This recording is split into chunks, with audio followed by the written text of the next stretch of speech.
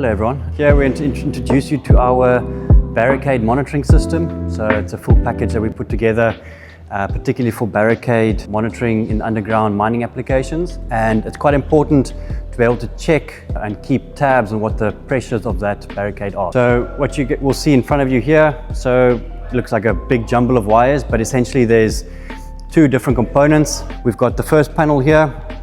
This is called our wide area network and power distribution panel. And essentially what this is doing is it's receiving an incomer power from the underground, typically 240 volts, but we can step it up to 1000 volts incomer, whatever the mine particularly needs. The only requirement for this panel is just to make sure power is going to the right place. We've just got some area lighting, and then just to keep everything nice and bright underground, we've got a spotlight on one of our Aranzu mounting brackets.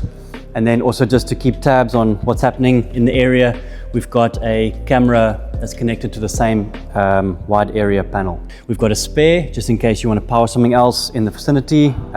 Main focus here is low power consumers. You're not going to run a large motor off this. This is more just for maybe charging some of the power tools underground or something like that if need be. And then the important one here, this is actually what feeds the data logger system.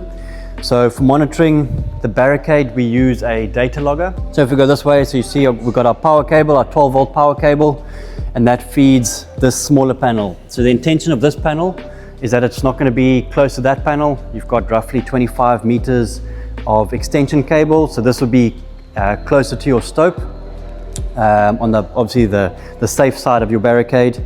Got the power. And then this is the instrumentation that does all the hard work. So if you think of a load cell, this is working on a similar principle, but a different protocol essentially. So what this is doing is that this is placed against the back of the barricade that sees the paste, and it basically monitors the forces that are being exerted onto this instrumentation, which are then also being exerted onto the barricade itself. Then we've got a Ethernet cable.